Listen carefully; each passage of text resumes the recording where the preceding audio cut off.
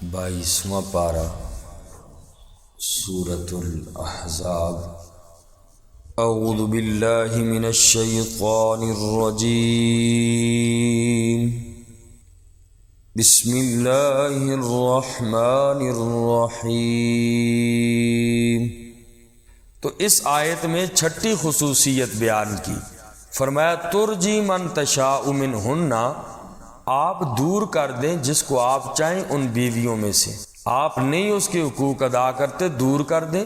وَتُؤْوِي إِلَيْكَ مَن تَشَاءُ، اور قریب کر لیں آپ اپنی طرف جس کو آپ چاہیں۔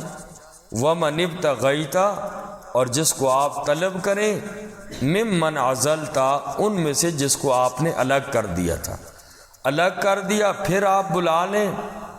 فَلَا جُنَاحَ عَلَيْكَ، آپ پر کوئی حرج نہیں ہے۔ ذَلِكَ أَدْنَىٰ، یہ معاملہ، یہ خصوصیات کیوں فرمائی؟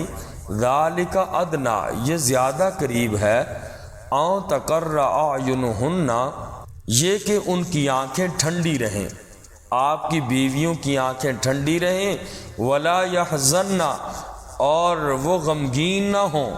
وَيَرْضَيْنَ، اور وہ راضی ہو جائیں، بِمَا، اس چیز پر، آتَيْتَهُنَّ كُلُّهُنَّ، جو آپ نے ان سب کو دیں۔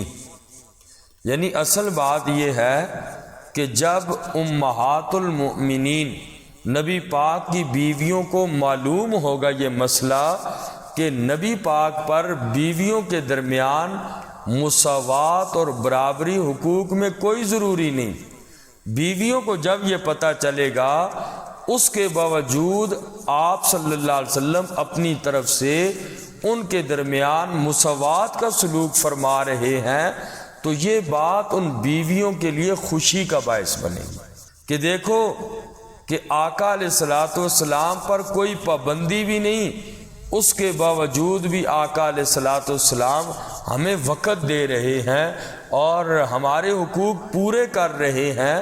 تو فرمایا یہ بات، یہ خصوصیت اس لیے رکھی تاکہ ان کی آنکھیں ٹھنڈی رہیں کہ نبی پر ضروری بھی نہیں پھر بھی ہمیں دے رہے ہیں۔ وَلَا يَحْزَنَّ، اس سے وہ غمگین بھی نہیں ہوں گی۔ وَيَرْضَيْنَ، بلکہ جو کچھ آقا علیہ السلام نے سب کو دے دیا اسی پہ راضی ہو جائیں گی۔ کیوں؟ حق تو کوئی بنتا نہیں نبی پاک صلی اللہ علیہ وسلم پر ان کے بارے میں، اس لیے آقا نے جو کچھ بھی دے دیا تو اس پر وہ خوش ہو جائیں گی۔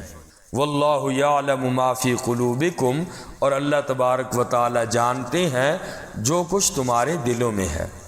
وَكَانَ اللَّهُ، اور ہیں اللہ تبارک و تعالی، علیمًا حلیمًا، خوب جاننے والے، بردبار۔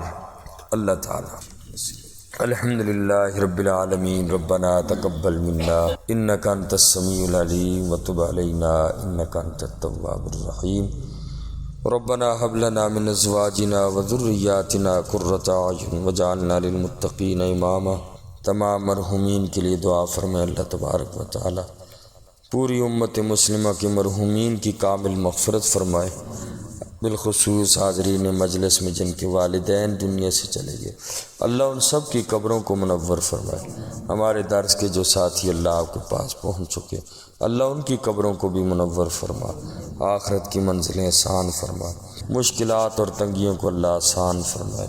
وصلی اللہ تعالی علی خیر خلقہ محمد و آلہ وسلم۔